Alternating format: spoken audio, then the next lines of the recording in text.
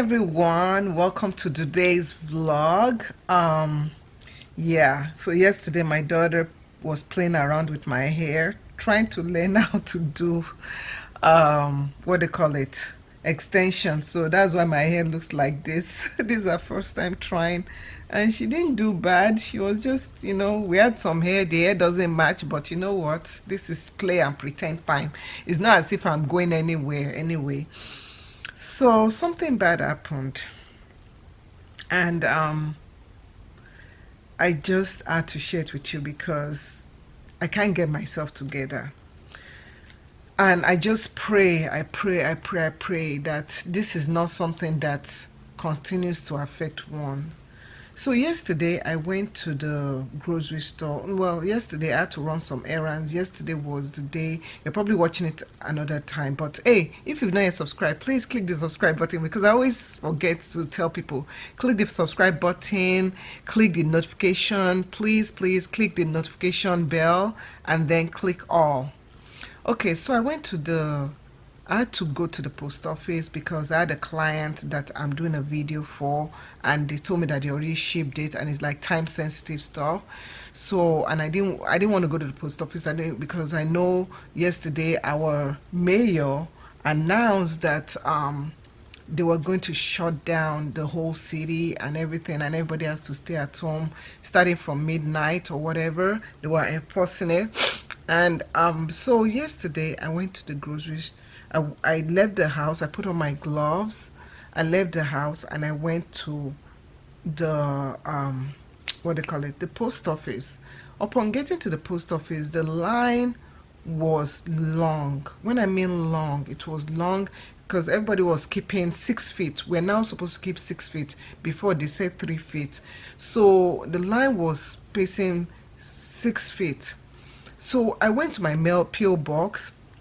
I opened my PO box and I proceeded to take out everything that was my PO box. I was thankful to God that I didn't have any package to pick up in front, so I didn't have to stand in line. So I gathered myself. I didn't touch anybody. I tried to stay away from people. I tried not to touch too many things, even though I had my gloves on. And I went into my car. So I proceeded to drive to the next location. The next location was my grocery store.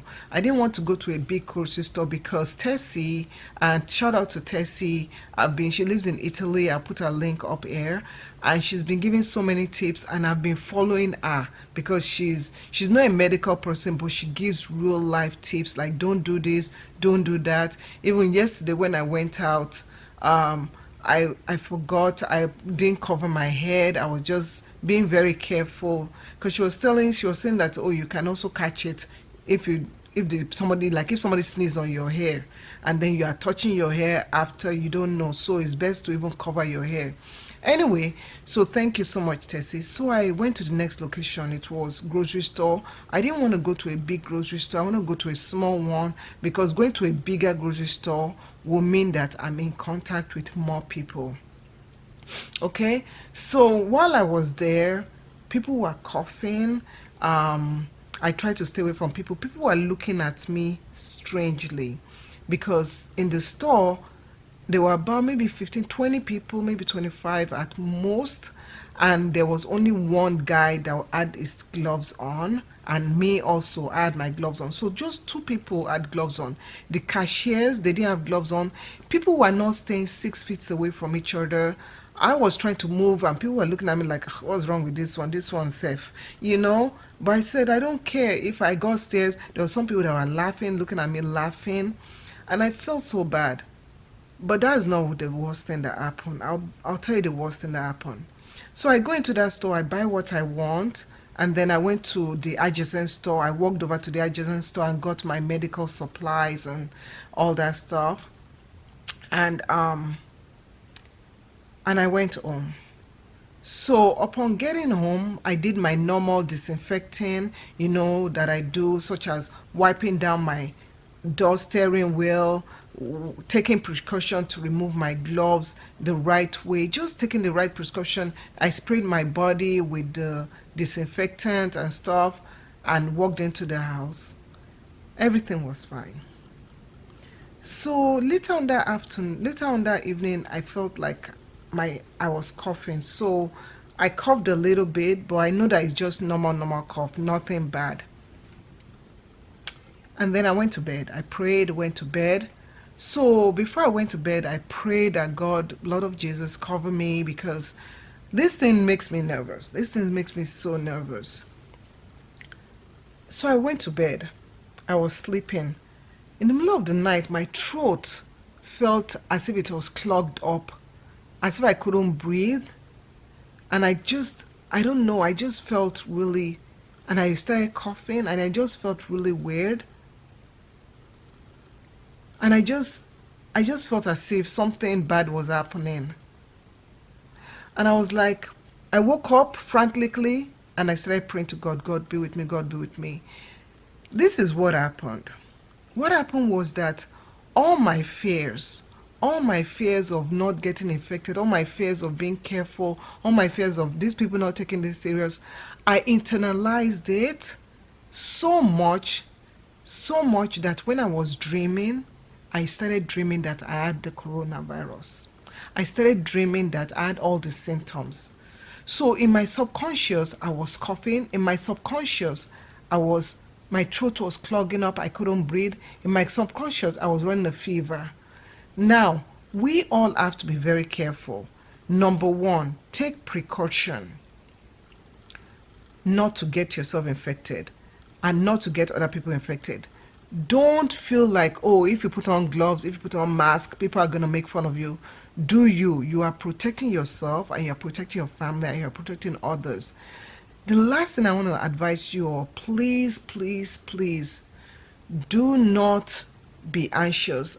Do not be so nervous up to a point where you forget to put your trust in God, where you forget to not know that there's a greater power. There's a reason why all this is happening. We don't know, but we just have to trust that God is going to help through this.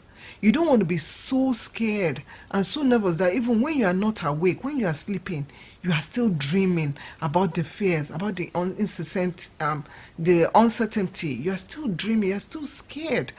It is a prison. We're all on lockdown. In our house physically, we're on lockdown. We can't go out. We can't associate with our neighbors. We can't associate with people. We can't go anywhere unless we have to go, unless it's for food, for gas, or for medical reason. That's the only three reasons. They've locked down everything. They are saying stay at home, stay at home, stay at home. As your physical body is locked down, you don't want your mental body to be locked down. You don't want to be locked down in a point where when you are sleeping, you don't have that liberty, you don't have that freedom. Your body is still locked down. And then worst of all, people, if you're a parent, do you know that the way that you express, the way your anxiety is, the way that you worry, your children are also going to have that anxiety. And you don't want your children to have that anxiety. I tell you, you don't want your children to live in a state of fear. So please, parents, stop watching TV when these little ones are around. Yes, the children will learn, and even children, when they get assignments, some of the assignment is saying, do this, how do you experience this? The older kids might understand, but the younger kids might not understand. If you're saying, oh my God, 800 people died this morning. It's evening and 1,200 people have died. Oh my God. Your children will, especially the younger ones that don't understand, they will internalize that. So what me and my husband do sometimes, my oldest daughter, she watches CNN because in our I think it's geography or government class, one of those classes, they tell them to watch the news, and it's okay. And my youngest child she's very mature, she knows, so she doesn't internalize it. But with younger children, please, parents, let's be careful. Let's try to find this time, play games with your children, do fun things with your children. Look for ways to make this time an easier time to bond with your children. Do not let this time take over you. Do not be overcome with fear. Fear is not from God. Okay? Be anxious for nothing. Well, I hope this has helped you guys out. I hope you guys never have the dream that I had last night. It was awful. And I'll talk to you in tomorrow's video. Thanks for watching. Bye.